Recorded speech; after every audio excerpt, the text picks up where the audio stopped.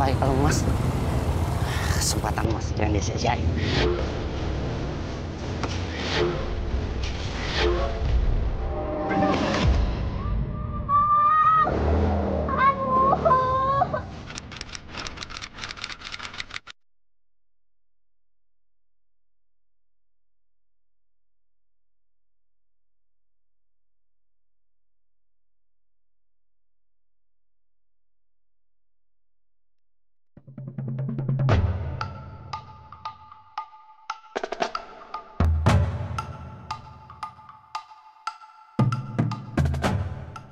Ada maling bebas berkeliaran meresahkan warga Kecamatan Babatoman di Kabupaten Musi Banyuasin, Sumatera Selatan. Si maling terbilang nekat membobol rumah warga pada waktu malam tanpa rasa takut bila ketahuan.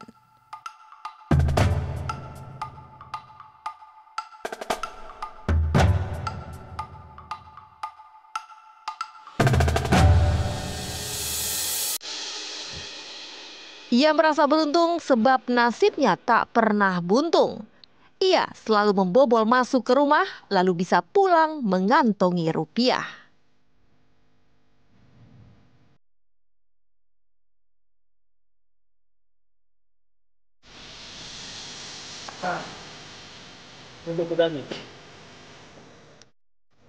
Manakala sebuah kejahatan itu telah terjadi, selalu ada saja orang yang menikmati. Oh ya enggak? Kau habis ngerampok rumah siapa? Jadi kau cuma dapat 2 LPG ini? Terus perhiasan sama uang kau ambil?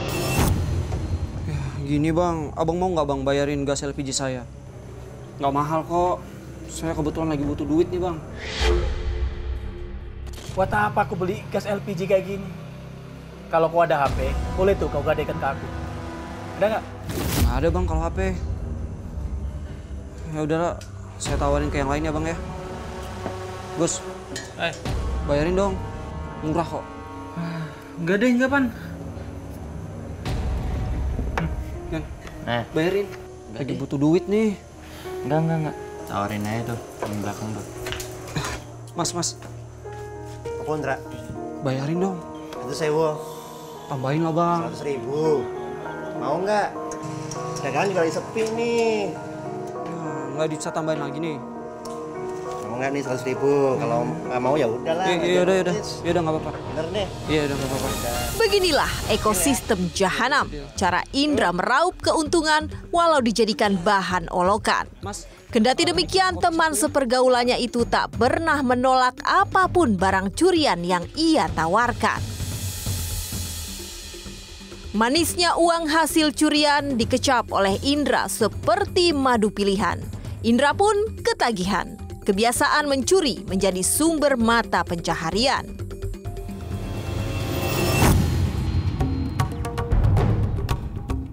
Minggu 3 April 2022, Indra kembali mengincar rumah. Kali ini, ia tergoda membobol rumah makan Singgah Kudai. Ia menyusun rencana mengintai dengan sabar pula. Indra tidak tergesa-gesa. Ia menantikan saat tepat untuk memulai aksinya. Lewat akses atap bangunan sebelah, Indra berhasil menyelinap masuk ke dalam rumah makan lewat lantai 2. Tidak butuh waktu lama, ia menyisir rumah makan hingga ke lantai bawah. Di sana ia melihat ponsel korban tergeletak tak terjaga. Indra mendekat dengan penuh hati-hati. Ia nekat sekali, tak peduli bila resiko korban terbangun nanti.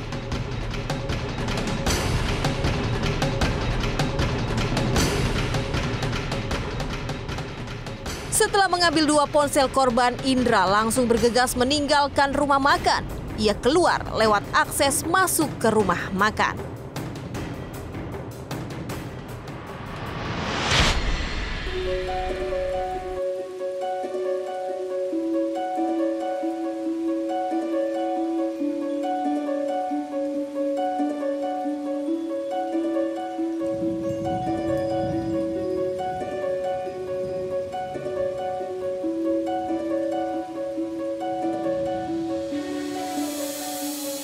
Wah, asik nih ada duitnya.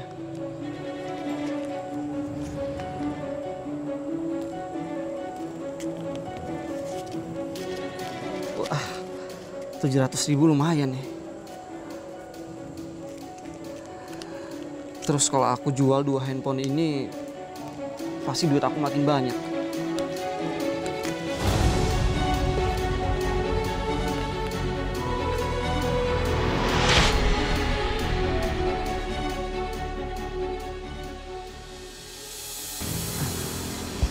Bang, Ada? saya ada HP nih bang. Abang mau ini nggak bang, beli, bayarin. Masih bagus. Nih, masih bagus nih bang. Boleh juga. Berapa? 100 ya? Ya jangan 100 juga lah bang, ini smartphone bang. Tuh, masih bagus. Terus, ini kamu jual berapa? Ya tambahin lah bang. Ini handphone kan nggak ada chargernya nih. Ini aku juga pasti tahu nih. Pasti kau dapat nyuri kan? Hah? Ya jangan gitu lah bang. Kita kan udah lama temenan, ya masa 100.000. Ini handphone masih bagus. Tambahin lah. Ya udah, aku tambahin 50. Gimana? 150. Kau ambil nih. 100 mah. Ya udah nggak apa-apa bang. Indra terbilang cukup lihai. Ia belum tersentuh polisi sama sekali. Sampai akhirnya rekaman video CCTV aksinya menjadi viral di sosial media. Polsek Babatoman pun turun tangan. Mereka mulai melakukan penyelidikan. Aparat kepolisian awalnya kesulitan mencari siapakah pelaku sebenarnya yang sering mencuri di rumah-rumah warga.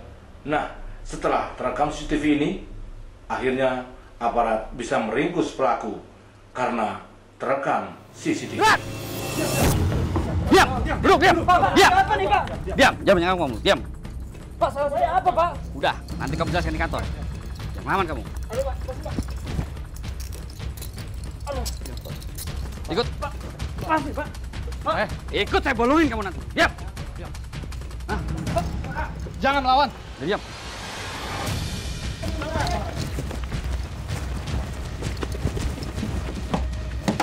Masuk.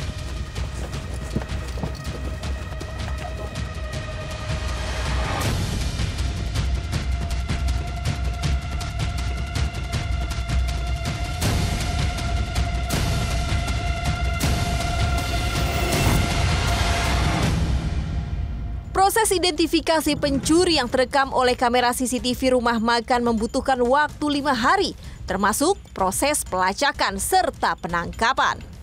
Tersangka pelaku utama berinisial H ditangkap bersama 3 terduga penadahnya, yakni MAG, AG, dan MR.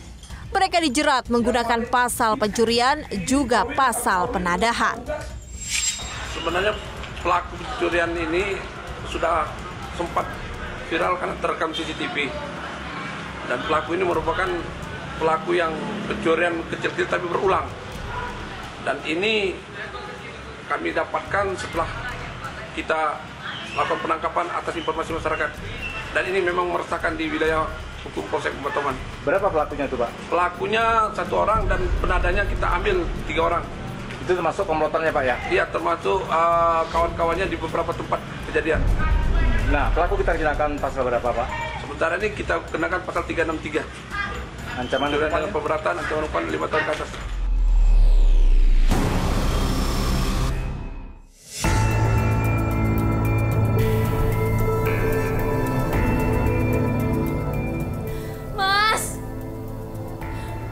Mas, bangun dong Mas, urus anak kamu. Mas, jangan tidur seharian terus dong. Bertahan hidup 1 hari lagi, itulah yang dipikirkan oleh Boni setiap pagi. Ketika suara jerit tangisan anak yang lapar ditambah rongrongan istri yang gusar, membuat nikmat tidurnya menjadi hambar. Iya. Ini aku lagi jalan keluar. Sehingga pria beranak 1 itu harus berbuat sesuatu. Kamu harus berbuat sesuatu, Kek. Kita kan nggak bisa gini-gini terus. Kamu jangan males, kamu harus kerja cari uang. Siapa yang malas? Aku itu udah cari kerjaan, tapi emang belum dapat. Terus aku harus gimana coba? Hah? Ya aku kan udah coba juga cari tambahan sana sini. Tapi nggak bakal cukup kalau kamunya juga nggak bantu, Mas. Kamu lihat dong. Dia kelaparan. Kamu ngerti nggak sih dia lapar? Buka Mas mata kamu. Bisa buka nggak? Kamu itu kepala keluarga. Aku itu emang kepala keluarga. Terus aku harus gimana coba? Hah? Harus gimana? Kalau gitu aku pergi aja. Cari kerjaan. Masalah ekonomi menjadi beban bagi Boni. Selain karena statusnya pengangguran, usaha Boni sama sekali tidak menemui jalan untuk mendapatkan pekerjaan yang diinginkan.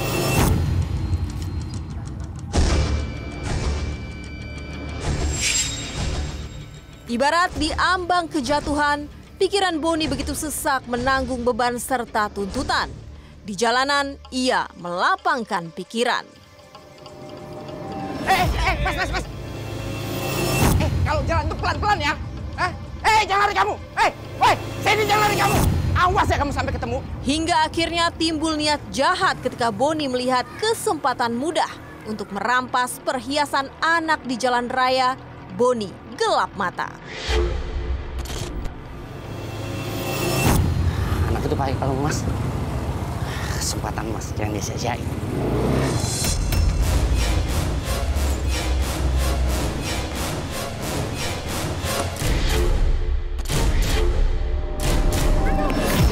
Dalam sekejap mata, kalung emas sudah berpindah tangan pula, meninggalkan korban meringis kesakitan di pinggir jalan raya. Motif yang dilakukan oleh pelaku ini untuk kebutuhan hidup sehari-hari, karena memang terduga pelaku ini mengaku bahwasannya dia seorang pengangguran yang sempat kena PHK dari perusahaannya, terutama setelah dia mengalami kecelakaan.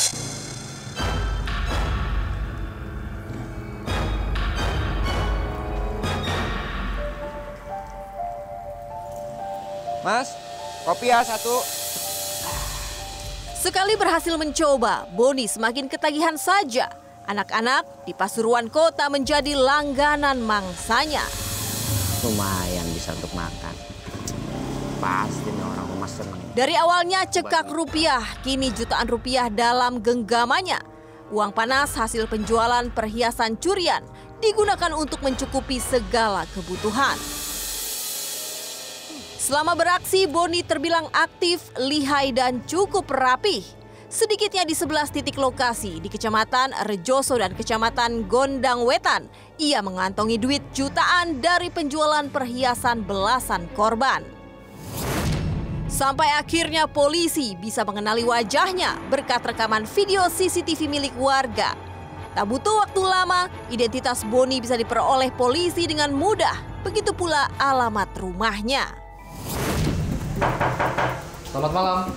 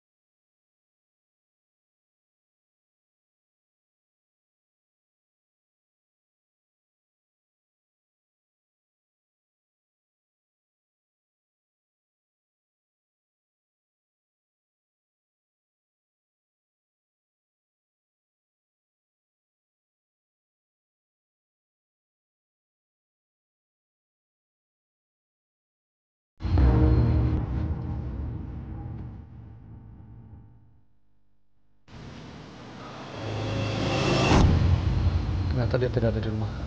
Ya sudah, kita ke tempat lain biar anggota yang harus di sini. Ayo. Permisi. Permisi, Bu.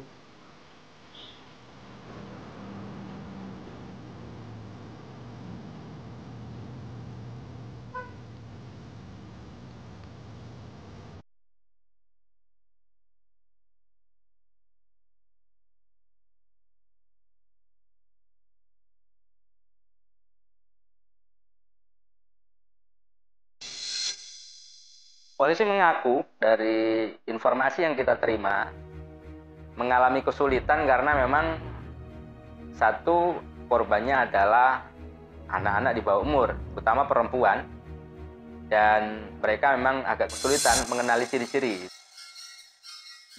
Polisi sempat mengalami kesulitan juga karena pelaku sempat berganti-ganti kendaraan.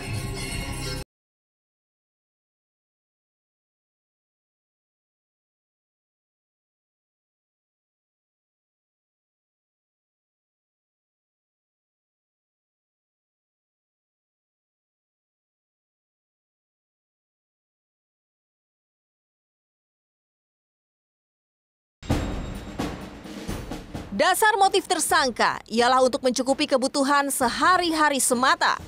Kapolres Pasuruan Kota AKBP Raden Jauhari menambahkan bahwa pria berusia 25 tahun itu termasuk dalam daftar pencarian orang sejak lama. Ia dijerat pasal pencurian dengan pemberatan yang diatur dalam pasal 363 KUHP dengan pidana penjara maksimal 7 tahun kurungan.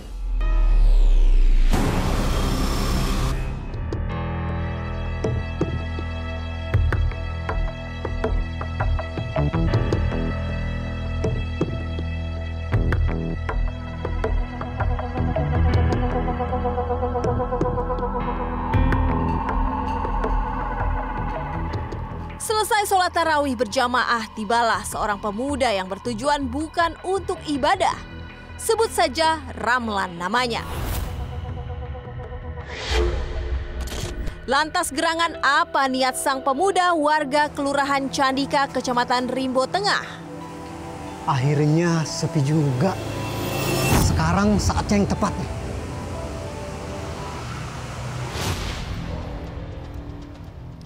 Ternyata Ramlan mengincar kotak amal jamaah.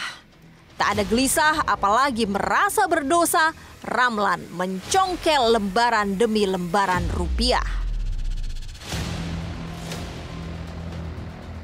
Tidak hanya sekali, Ramlan berhasil lolos beberapa kali. Ketika ia seolah bertambah rasa percaya diri, Ramlan tidak mengetahui bahwa wajahnya sudah terekam kamera CCTV.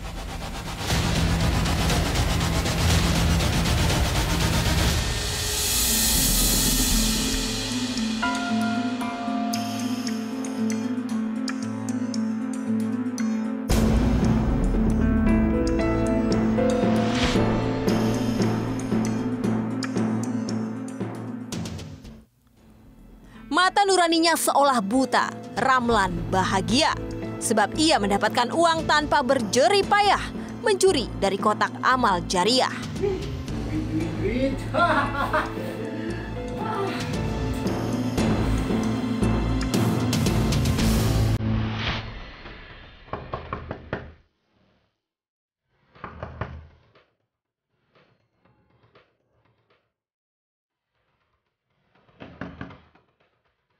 Siapa itu ya?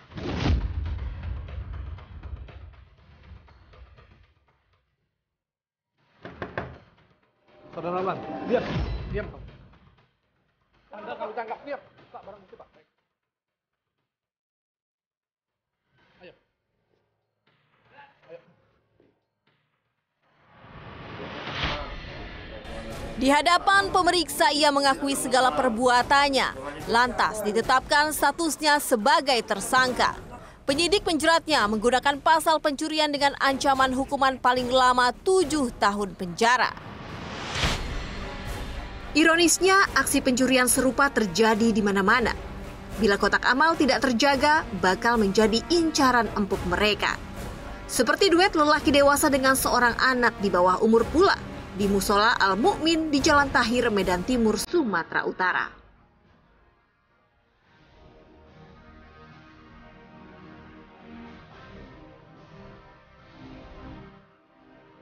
Hingga kini identitas kedua terduga pelaku masih misteri. Saat beraksi, kedua terduga pencuri tidak memperlihatkan rasa takut sama sekali. Mereka kompak memantau situasi sambil beraksi.